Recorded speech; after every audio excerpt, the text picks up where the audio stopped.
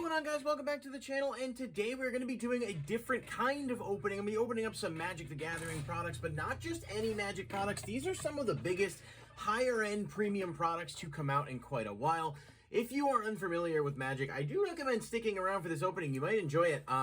Double Masters 2022 is one of Magic's biggest sets. Think like a reprint set like Legendary Collection Yugi's World, except with some higher premium rarity cards and just some overall insane pull rates.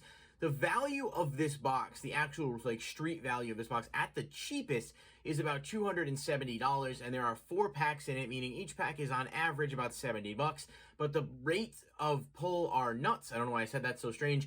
And there are some really cool stuff you can pull out of here. I do not think these are going to be findable very long at all, and they're already selling out a ton. So this is going to be a crazy fun product to open. It'll be a one and only because that is not cheap in any capacity. I got a couple of the draft packs. These are around $15 to $17 each in terms of value and have some really good pulls. And then just to sort of complement that, I've got some Time Spiral Remastered here as well. A little cheaper. These are about 10 bucks a pack on average, but they do have some really cool cards that are in a special frame style where they took some newer Magic cards and made them in the frame style of the older Magic cards, which we've seen now a bit more in recent sets for Magic, but I've only just recently gotten into Magic, probably about 6 months or so. I do still play Yu-Gi-Oh! And obviously follow everything, but I won't lie and say the game hasn't gotten a little stale for me, especially because of the meta right now. So it is nice to have other alternatives. I just play Magic casually and mostly Commander, but Magic is definitely really fun to open. So that's what we've got for products here. Hopefully you guys do enjoy the video. I am trying some different things in addition to the regular content, just to sort of get out there and do some variety and just kind of see what things people like. So if you enjoyed the content and the conversation, please hit the like button and subscribe. If you want to see more videos, click the bell icon to be notified when they are posted.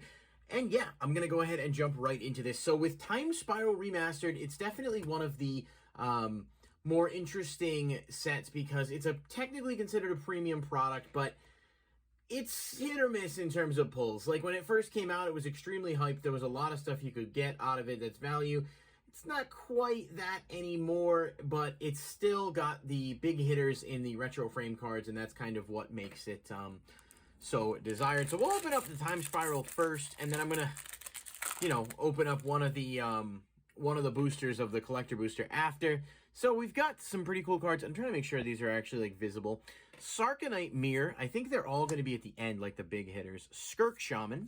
Slipstream Serpent. There are so many Magic cards compared to Yu-Gi-Oh! I think there's like 65,000 Magic cards total, and I don't even know anywhere near the amount that I do like I do with Yu-Gi-Oh! Cards. Sancrophage, Thallid Shell Dweller, Ichor Slick, Shade of Trocaire, Ancient Grudge, Gemhide Sliver, Outsider and Core. It is funny because there are a lot of Magic, or some Magic cards that have the same name as Yu-Gi-Oh! Cards, like there's a Lightning Storm among others, and so it's always funny to be like, oh, I recognize that name from somewhere.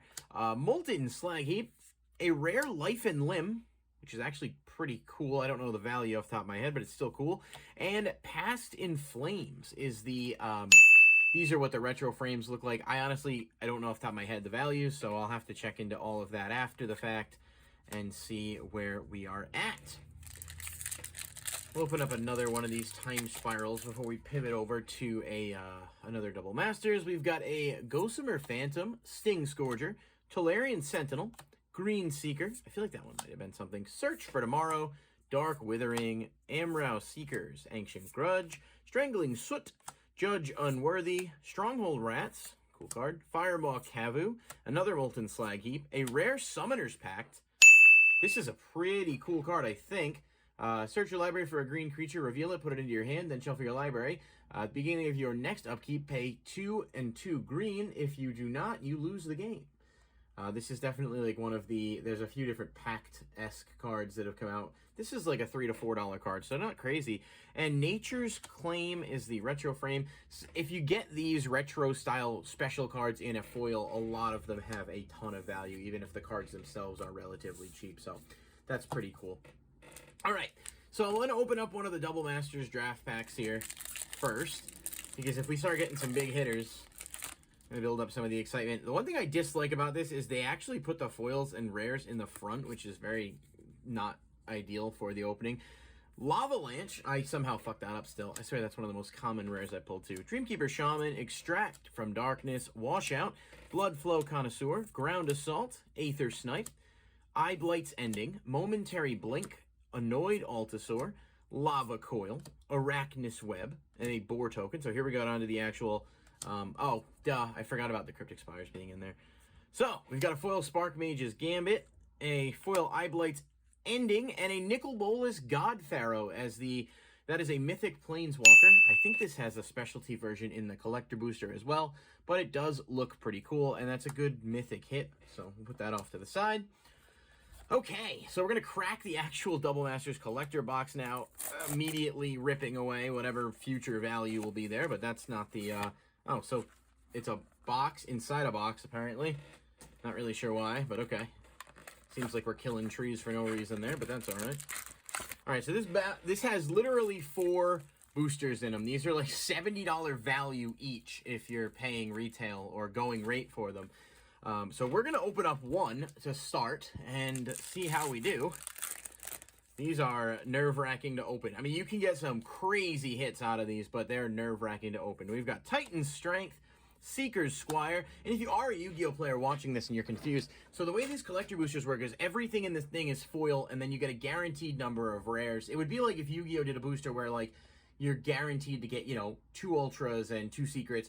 And honestly, it's kind of similar to, like, Mega Packs in a way, except there's not, like, alternate rarities and stuff in Mega Packs for cards, like alternate artwork. I do wish they would do something like that, though. Elvish Rejuvenator, Wingsteed Rider. A lot of the common and uncommons are just kind of, you know, decent. That's not a bad hit, actually. Rampant Growth is a first borderless. I mean, the artwork on these borderless cards is unreal. Lightning Bolt, another really good one. Seeker of the Way, that's a common borderless full art. Eternal Witness, actually a really good hit. That's not bad. Sleeve that up. Bedlam Reveler is a foil rare.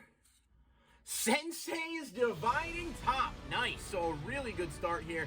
This is an awesome, awesome card. This is like 50 bucks right off the bat, and it's just a really good card in general with some amazing, amazing artwork. I would love to hit a foil on that at some point. Nim Death Mantle is the foil etched. And then we've got a Chaos Warp as our full art rare that is foil. That was a really good pack. This Chaos Warp, I think, is like probably $12 to $15 in a foil, so it's a good hit. I don't know what the Death Mantle is, but it is a foil etch, so it's probably got some level of value. And the Divining Top is huge. Definitely one of my big wants from the set, so really happy about that overall. Okay. Not a bad start. I mean, hopefully that's not the peak, because as much as it was a good pack, like I said, you're working with a lot of value, trying to pull some of your value back here. So we'll go to a Time Spiral Remaster and open up the last one that I have here. This one seems to be backwards or something, which is interesting. Sing Scourger, Tolarian Sentinel, Mog War Marshal, Kavu Primarch, Cutthroat Ildal, Spinneret Sliver. When I started playing Magic when I was a kid, many, many years ago, Slivers were the first deck I ever used. Chromatic Star, Manatithe, Duskwood Baloth, Phantom Worm, Necrotic Sliver, Firewake Sliver, Draining Welk, no idea on the value, but it's still cool, and Baral, Chief of Compliance. Cool, but again, no clue on the value. Not a clue. I do not know. It does look awesome. I love the retro frame style art that they use for these. I'll have to try and get some values after the fact, because there's just such a large number of them there. But still, pretty cool hit there. Okay, we are gonna go Double Masters number 2. If you guys haven't hit the thumbs up button, please hit the like button. This is a big risk here, opening these up. Advanced Stitchwing, Balustrade Spy, Deep Analysis, Settle Beyond Reality, God's Willing, Selsenya's Sanctuary, Scion of Darkness, pretty cool. Okay, onto the borderless. Thought Scour. Oops, went too far. Golgari Rot Farm, a nice hit. The foil Rakdos Carnadium is good. And another foil Blood Artist. I actually pulled a few of those off cam. Not bad at all. Venser Shaper Savant is the foil rare. Panharmonicon's actually not bad. Not a crazy hit or anything, but it's a good borderless. And it's very crimped at the bottom. Look at that. I don't know if you can even see that, if that's something people care about. But Hardened Scales as the foil etched. And Elenda the Dusk Rose foil as our foil rare. So a couple of really good hits here. Not bad. I'm going to toss a sleeve on these good hits. Hardened Scales. Panharmonica. And again, this was just overall a pretty good pack. So not crazy or anything, but definitely not terrible. And we'll put those off to the side. Let's open up our other draft booster. All right, so I learned from my lesson the first time. It's going to be 1, 2, 3, 4, 5 that have to go to the back. And we'll go through these kind of quick because at this point, Path to Exile is actually a good hit off to that aside. Aven Initiate, Severed Strands, Militia, Monastery Swiftsphere, Gnarlback Rhino, Cruin Striker, Burning Tree Emissary, and on to our actual hits. Inquisition of Kozilek, pretty good. And Labyrinth Champion. And then we've got a Cataract Leviathan and Intent the Dreamer. No idea what that is. First time I've seen that. Okay. Definitely a solid hit on the Inquisition of Kozilek. Okay, so we've got 2 of these left. I would say this has definitely been a good box, but not a crazy box or anything like that. The Sensei's Divining Top is a great hit. I'm really happy about it, but we could definitely still push this box over the top. So let's do that. Ground Assault, Arachnus Web, Spell Pierce, Disfigure, Is It Boilworks, Centaur Battlemaster, Gruul Turf is the Borderless, Mole Drifter, Monastery Swiftsphere foil does look really nice. Azorius Chancery is also a good one. Whoo! Foil Lord of Extinction. Okay, good card. Definitely not the craziest value. Nice! There's a good hit. City of Brass, Borderless Rare. Varina the Lick Queen is the foil etched for this. And Privileged Position. So, a couple of solid hits here. That's the Borderless Rare foil. I don't know anything about... Some of the value on these foil etched cards are absolutely insane. I just don't know what they are off the top of my head. Like, they've been going up a ton.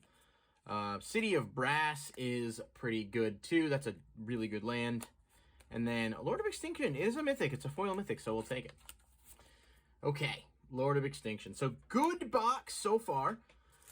Can we make it a great box? That's the question. We've got 1 pack left. Let's see what we can do. I definitely think it was a solid box, but it has not blown me away just yet. Maybe we will find this last one to be a Carrier Thrall, Hero of the Games, Aether Snipe, Eel Umbra, Blazing Hellhound, Boros Garrison. All right, onto the border list. We've got Spell Pierce. I skipped one again. Eternal Witness is not bad. A foil Thought Scour. Foil Quasali Pride Mate, which is cool. And Imperial Archangel foil rare. Cavern of Souls Borderless. Nice hit right there. This is like 70, 80 bucks, so not a bad hit at all. Can we get a foil etch that's... Wiltleaf Liege. This is definitely not the best foil etched ever, but that's okay. We just got the Cavern. And 1,000 Year Storm as a foil to end it. That Cavern of Souls hit is definitely going to push this over the top. And I would say makes this a really, really good box overall. We definitely broke even at least, but a few of the big notable hits are there. So hopefully you guys did enjoy the video. Let me know if you enjoyed the content and want to see more like it. Like the video and comment down below, and I'll catch you next time. Peace.